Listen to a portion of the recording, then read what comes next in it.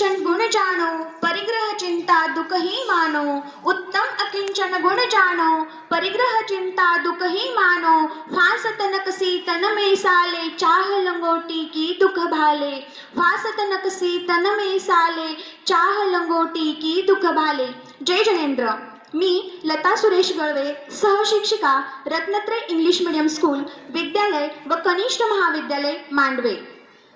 रत्नत्रय education society Sadashivnagar संचलित Ratnatray English medium school विद्यालय व कनिष्ठ महाविद्यालय मांडवे यांच्या संयुक्त विद्यमाने आपल्या संस्थेचे संस्थापक अध्यक्ष आदरणीय अनंतलाल दादा दोशी तसेच प्रशालेचे चेअरमन आदरणीय प्रमोद भैया दोशी तसेच संस्थेचे मार्गदर्शक आदरणीय वीरकुमार भैया दोशी व संचालक मंडळ यांच्या प्रेरणेतून गेली 14 वर्ष हे दशलक्षण पर्व साजरे केले जात आहे।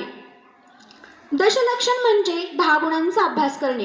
आतापर्यंत तुम्ही दशलक्षण पर्वातील 8 गुणांचा अभ्यास केला व माहिती ऐकली। त्यामध्ये उत्तम क्षमा, उत्तम मार्दव, उत्तम आर्जव, उत्तम शौच, उत्तम सत्य, उत्तम संयम, उत्तम तप, उत्तम त्याग इत्यादी।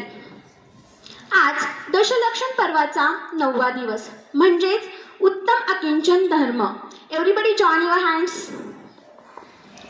ओम नमो अरिहंताणं, ओम नमो सिद्धाणं, ओम नमो ऐर्याणं, ओम नमो ओज्झायाणं, ओम नमो लोये सौवसाहुणं।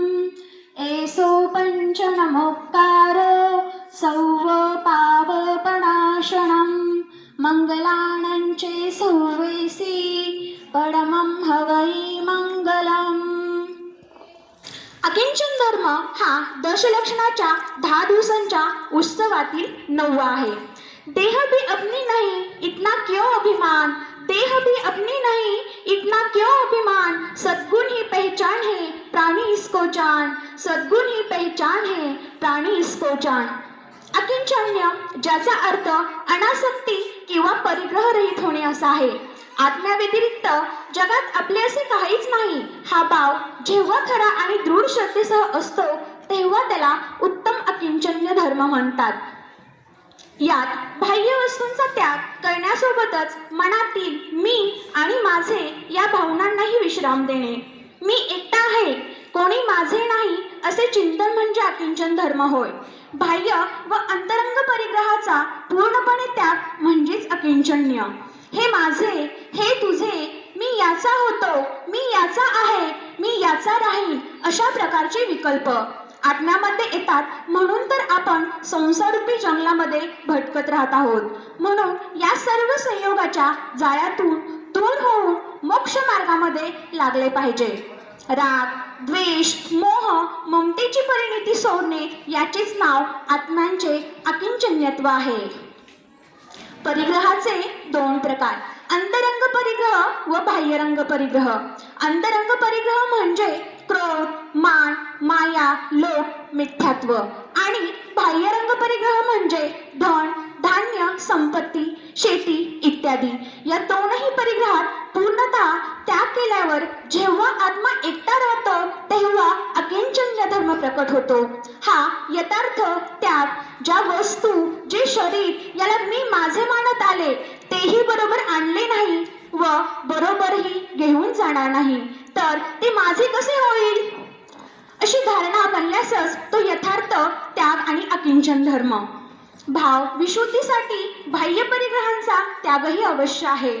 बाह्य परिग्रह सुटतो पण अंतरंग परिग्रह सोडणे कठीणच। बाह्य परिग्रहांमध्ये धनालाच परिग्रह मानले जाते, परंतु धन हे साधन मात्र असते, त्यामध्ये सुख देण्याची सामर्थ्य नसते। इंद्रिय सुखांची सर्व साधने धन देऊ शकत नाही। परिग्रह सुख देवो अथवा न देवो आकुलता अवश्य देतो। त्याच्या संग्रहात आकुलता, संरक्षणासाठी आकुलता, आकुलतेने दुःख होते, निराकुलतेमध्ये सुख शांती आहे। आज जे अनाचार, हिंसा, चोरी, अनिती, अन्याय इत्यादी दिसतात ते परिग्रहामुळेच। म्हणूनच परिग्रहासारख्या पापापासून दूर राहून अकिंचन अकिंचन्य धर्माची प्राप्ती करून घेतली पाहिजे. चला तर विद्यार्थ्यांनो, आज मी तुम्हाला अकिंचन या धर्माविषयी एक कथा सांगते. एक जंगल में एक बहुत बड़े तपस्वी महाराज आए हुए थे. लोग कहते थे कि जो भी उन महाराज जी से आशीर्वाद ले लेता है तो उसका जीवन धन्य हो जाता है. तो उसी के पास के गांव का एक आदमी उसके पास गया और बोला, महाराज मुझे आशीर्वाद दे दीजिए. महाराज ने कहा, जाओ तुम पहले मनुष्य बनो. आदमी ने पूछा, महाराज ये कैसा आशीर्वाद है, मैं तो पहले से ही मनुष्य हूँ. महाराज ने कहा, जैसे एक चींटी के अंदर सामग्री इकट्ठा करने की आदत होती है, वैसे ही तुम्हारे अंदर भी ज्यादा से ज्यादा सामग्री इकट्ठा करने की आदत है. चींटी तो बस उतना ही इकट्ठा करती है जितने की उसको जरूरत होती है, लेकिन तुम तो पूरा जीवन इकट्ठा करने में बर्बाद कर देते हो. इसलिए पहले मनुष्य बनो, तभी मैं तुम्हें आशीर्वाद दूंगा. बच्चों देखो, महाराज ने कितनी अच्छी बात बोली है. उस आदमी की तरह हम भी जीवन भर चीजों को इकट्ठा करने में लगे रहते हैं. जैसे हम लोग अपनी मम्मी पापा से जिद करते हैं और खूब सारे खिलौने ले लेते हैं और ऐसे ही जिद करके बहुत सारी चीजें इकट्ठी करते हैं. लेकिन कभी आपने ये सोचा है कि ये सब इकट्ठा कर रहे हैं, ये सब चीजें क्या हमारे पास रहने वाली है? क्या ये तुम्हारे दोस्त है, वो हमेशा तुम्हारे साथ रहेंगे? हम अपना सारा टाइम खेलने में, दोस्तों के साथ घूमने में, टीवी देखने में लगाते रहते हैं. इन सब के चक्कर में हम धर्म भी नहीं कर पाते. लेकिन सब चीजों को करने से हमें क्या मिलता है? हम सभी बिना सोचे विचारे चींटी की तरह सिर्फ चीजें इकट्ठा करने में लगे रहते हैं.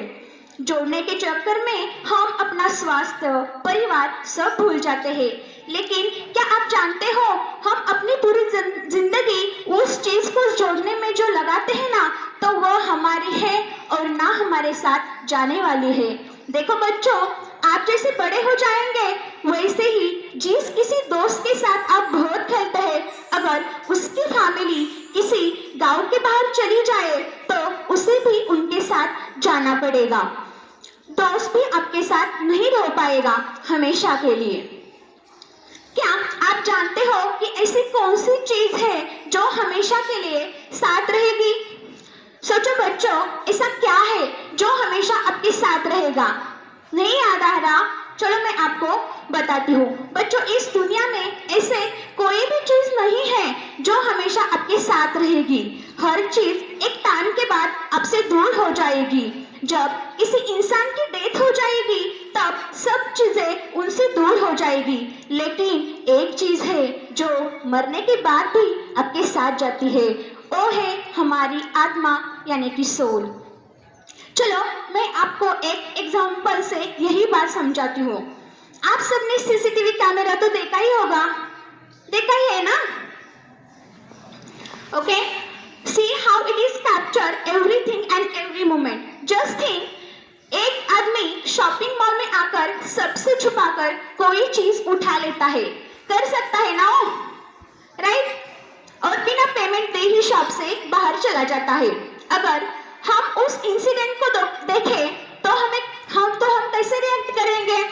यही बोलेंगे ना, देखो उस व्यक्ति को, उसने तो कितना गलत काम किया है, उसने तो चोरी की है, आप तो उसको पुलिस पकड़कर ले जाएगी, उसे ऐसा नहीं करना चाहिए था. सीसीटीवी कैमरा ये सब चीजें कैप्चर करता है और रिकॉर्ड भी करता है, but it does not have any thoughts or bad feeling for that person. आत्मा के ध्यान में भी कैमरे जैसे ही होता है. आप देखते रहते हैं ना, एनालाइज करते रहते हैं ना, किसी भी टाइप का थॉट रखते हैं ना, जज करते हैं कि ये सही है या ये गलत है, बस जानते रहते हैं. और अब हमें यह रियलाइज करना है कि मेरी आत्मा के अलावा कुछ भी मेरा नहीं है. A analysis, a emotion etcetera is nothing mind. कुछ भी हमारा नहीं है. यही है अकिंचन धर्म. अकिंचन मतलब किंचित मात्र भी, कुछ भी मेरा नहीं है, केवल मेरी आत्मा ही मेरी अपनी है और हमेशा रहने वाली है। तो बच्चों, आज से हम यही प्रॉमिस करते हैं कि हम चीजों को इतना ही इकट्ठा करेंगे जितने की हमें जरूरत है। अपने माता पिता से जीत करके बहुत सारे खिलौने नहीं लेंगे और जो हमारे खिलौने हैं वो मित्रों के साथ शेयर करेंगे। खेलने पढ़ने के साथ हर दिन धर्म भी करेंगे, क्योंकि यही है जो हमारे साथ आगे जाएगा। अशा प्रकारे आज आपण दशलक्षण पर्वातील 9वा धर्म अकिंचन धर्म याबद्दल माहिती ऐकली। धन दौलत रुपया कभी ना आएगा ना जाएगा साथ, धन दौलत रुपया कभी ना आएगा ना जाएगा साथ, माटी भी अपनी कहाँ हो जाएगी राख, माटी भी अपनी कहाँ हो जाएगी राख। ओम प्रेम उत्तम अकिंचन्य धर्मांगाय नमः। जय जनेंद्र। धन्यवाद।